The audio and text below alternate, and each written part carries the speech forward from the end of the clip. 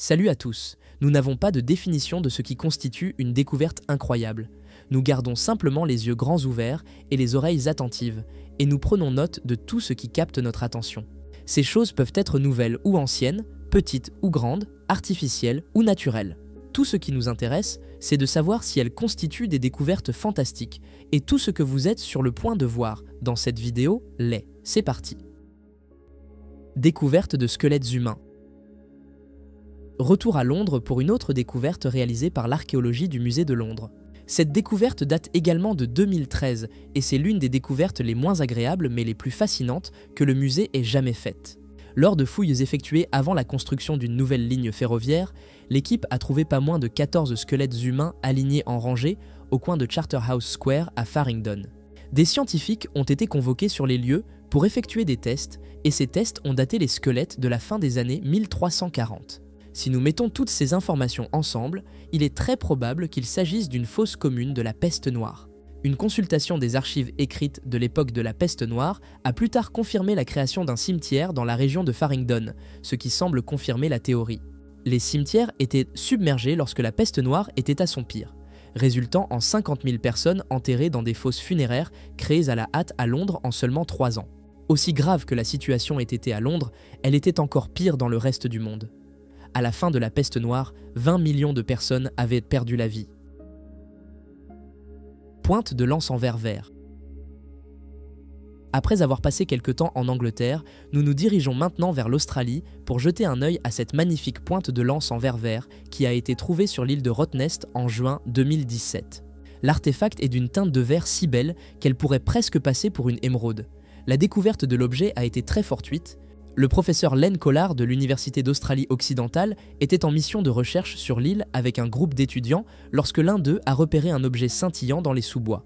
Après un peu de recherche, ils ont rapidement réalisé qu'il provenait de la pointe d'une arme et qu'il était âgé d'au moins 200 ans. Des pointes de lance en verre transparent ont été trouvées sur l'île auparavant, de même que des pointes de lance en céramique, mais ce type en verre vert est le premier de son genre à y être découvert. Plutôt que d'être utilisée pour la chasse, elle était probablement utilisée pour le commerce, bien qu'elle ait brièvement pu être utilisée pour chasser les wallabies avant de devenir un outil de troc. Plutôt que de conserver l'artefact, Len et ses étudiants l'ont réenterré à l'endroit de sa découverte pour respecter les croyances aborigènes sur le fait de laisser le passé là où on le trouve.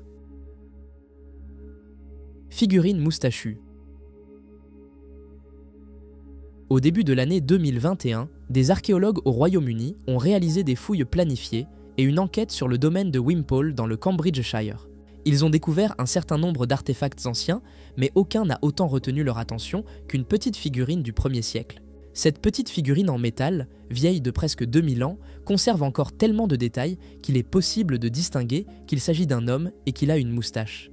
Les historiens se demandent maintenant si les moustaches ont été brièvement à la mode à un moment donné durant le 1er siècle, tout comme elles l'ont été à divers autres moments de l'histoire humaine.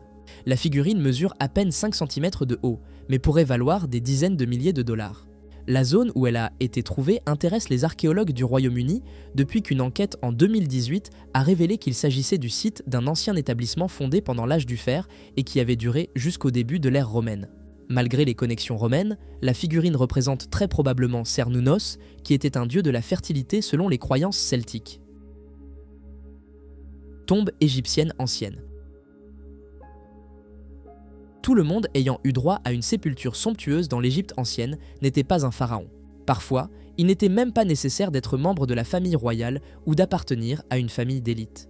Simplement offrir une vie de service exceptionnelle à un pharaon devrait suffire à obtenir un espace funéraire décent. Il y en a un ici, sous la forme de cette tombe vieille de 4000 ans qui a été découverte à Abousir en 2013. La tombe est couverte d'hiéroglyphes élaborés qui racontent l'histoire de la personne qui y est enterrée. Heureusement, nous avons pu traduire les hiéroglyphes depuis la découverte de la pierre de Rosette, donc nous savons maintenant que l'occupant de la tombe était le médecin personnel d'un pharaon. Abousir est une immense nécropole créée pendant la période de l'ancien royaume d'Égypte et est le lieu de repos final de nombreux pharaons de la 5e dynastie. Les rois et reines de la 5e époque sont connus comme les constructeurs de pyramides car ils étaient sur le trône lorsque les pyramides sont censées avoir été construites. Ce médecin, dont le nom n'est pas enregistré dans les hiéroglyphes, a peut-être assisté de ses propres yeux à la construction de la grande pyramide de Gizeh. Le tombeau de Dame Kabel. Il y avait beaucoup d'excitation parmi les historiens au Guatemala en 2012 lorsque les archéologues ont finalement localisé le tombeau de Dame Cabell. La souveraine du 7e siècle est considérée comme l'une des grandes reines de l'époque classique maya et est connue comme la seigneur serpent sacré maya. Son tombeau a été découvert lors de fouilles de la ville royale Maya del Pérou qui se trouve dans le nord-ouest du Petén. L'artefact qui a révélé l'identité du propriétaire du tombeau royal était un petit vase en albâtre taillé en forme de coquillage. Une inscription montre la tête et le bras d'une femme mûre émergeant de l'ouverture du coquillage. Cette représentation familière, ainsi que 4 glyphes qui apparaissent ailleurs sur le pot, ont suffi aux archéologues pour être sûrs qu'ils avaient trouvé ce qu'ils cherchaient. Cabell a régné avec son mari Kinich Balam pendant 2 décennies au cours du 7e siècle, période pendant laquelle elle était également le gouverneur militaire du royaume d'El Pérou. Sa famille était connue sous le nom de Maison impériale du roi serpent, et son titre, Kalumt, se traduit par guerrier suprême. Elle ne semble pas être quelqu'un avec qui on voudrait s'embrouiller. En fait, il fallait probablement un acte de bravoure pour pénétrer dans son tombeau. Origine des tatouages. Les tatouages sont plus à la mode dans la plupart des parties du monde maintenant qu'ils ne l'ont été depuis des décennies. Mais nous ne sommes pas sûrs que cela serait le cas si les gens devaient encore obtenir leur tatouage via la méthode utilisée en Amérique du Nord il y a 2000 ans. Cet appareil épineux, qui est conservé à l'Université d'État de Washington, était probablement une chose douloureuse à appliquer sur la peau. Il est fabriqué avec des épines de cactus poire attachées à une poignée en bois et enveloppées dans une feuille de yucca, et il était utilisé pour tatouer le peuple Pueblo qui vivait autrefois dans ce qui est maintenant le sud-est de l'Utah. Ce qui est curieux, c'est qu'aucune preuve de tatouage n'a été trouvée sur la peau ou les os de tous les corps anciens Pueblo localisés jusqu'à présent, ni aucune mention de tatouage dans les quelques registres écrits ou dessinés que nous avons de leur culture. Nous savons que les peuples anciens d'Amérique du Nord avaient des tatouages. Cependant, en raison d'autres outils à base de cactus trouvés dans des endroits comme le Nouveau-Mexique et l'Arizona. Dans ces cas, cependant, les outils ont été fabriqués plus de 1000 ans après celui-ci. Nous nous demandons si les gens se faisaient tatouer des étoiles, des roses, des crânes et des symboles chinois même à cette époque. Archéologie des artefacts futurs. Une partie du problème auquel sont confrontés les archéologues modernes est qu'ils tentent de donner un sens à des artefacts créés il y a des milliers d'années. Lorsque les archéologues découvrent ces artefacts, ils sont généralement gravement endommagés, peut-être même partiellement fossilisés, et peuvent ne rien ressembler du tout à ce qu'ils étaient lorsqu'ils étaient flambant neufs. Christopher Locke est un artiste contemporain qui a imaginé comment ce même problème pourrait affecter les archéologues du futur. Que ferait un archéologue de l'an 4000 face à une ancienne manette de PlayStation, par exemple? À quel point serait-il confus s'il trouvait une cassette et devait en déterminer l'usage? Locke envisage ces possibilités, puis crée des sculptures en pierre de ces objets quotidiens, comme ils pourraient apparaître s'ils avaient été enterrés sous terre pendant plusieurs siècles. Sa collection de manettes de jeux vidéo est particulièrement frappante, mais il a également créé des sculptures basées sur des objets qui deviennent déjà mystérieux pour les jeunes générations, comme les disquettes. Un jeune de 16 ans est peu susceptible de savoir à quoi ressemblait une disquette, alors quelle chance quelqu'un né dans 500 ans aurait-il? Hache vieille de 3000 ans. En avril 2019, quelqu'un dans le comté de Limerick en Irlande a tenté de vendre une hache en bronze miniature comme antiquité sur Facebook Marketplace. Quelqu'un du Musée national d'Irlande était attentif, et heureusement, car il s'est avéré que la hache avait été excavée illégalement. La police irlandaise a dû intervenir, mais l'artefact a été récupéré avec succès et amené au musée. La hache pourrait potentiellement être un morceau inestimable de l'histoire irlandaise. Elle est vieille de 3000 ans, ce qui en fait un produit de l'âge du bronze. La personne qui tentait de la vendre l'a trouvée alors qu'elle se promenait dans un champ avec un détecteur de métaux. Trouver des choses avec un détecteur de métaux est légal, mais en Irlande, il est obligatoire d'informer les autorités des découvertes potentielles de trésors comme celle-ci. C'est là que ce prétendu antiquaire a fait fausse route, et c'est pourquoi il s'est retrouvé à l'extrémité réceptrice d'une amende substantielle lorsque l'affaire a été portée devant les tribunaux.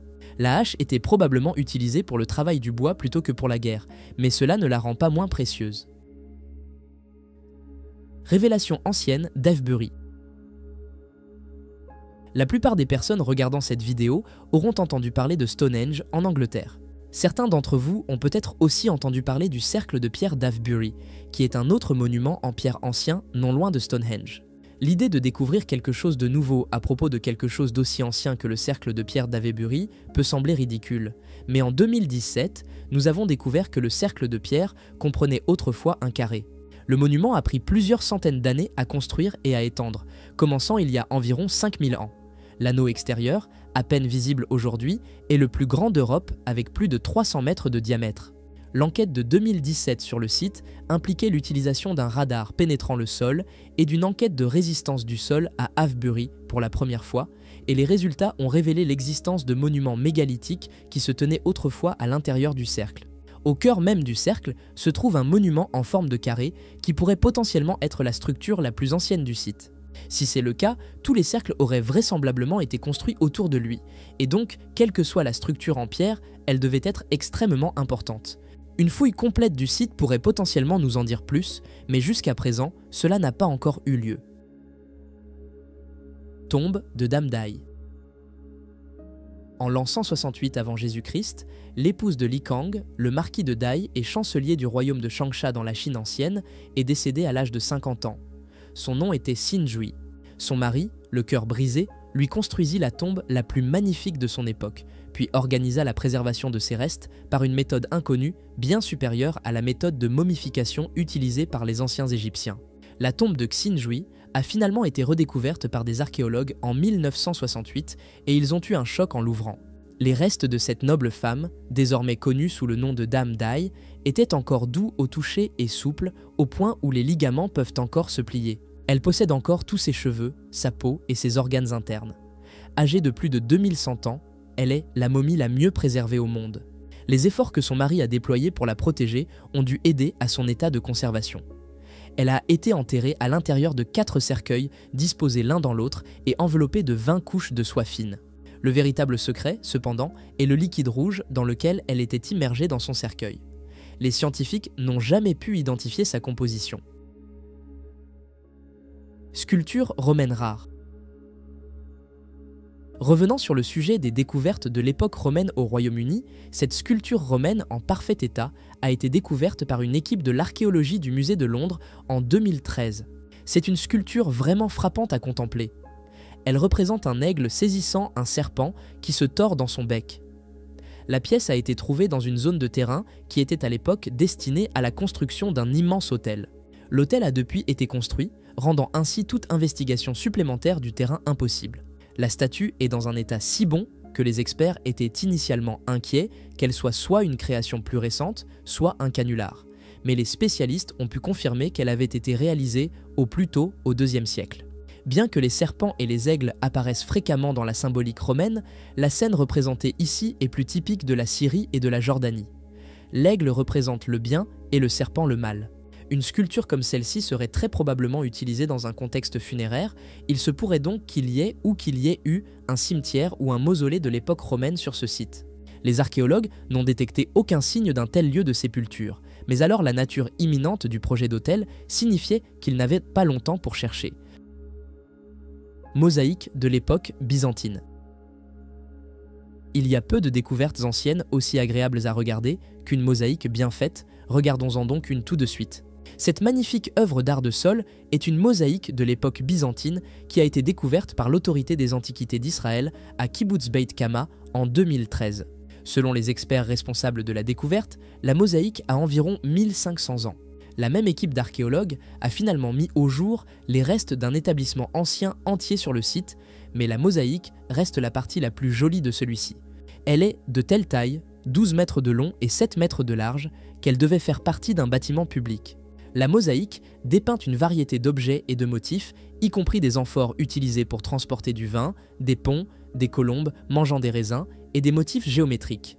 Aucun des symboles ne serait considéré comme inhabituel en soi, mais il est inhabituel que tant de motifs aient été inclus dans une seule mosaïque. La fonction du bâtiment, qui semble également avoir inclus de grandes piscines communales, est inconnue.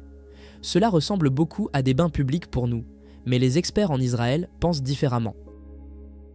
C'est tout pour aujourd'hui. Quel a été votre moment préféré? Commentez, aimez, partagez et abonnez-vous. À bientôt.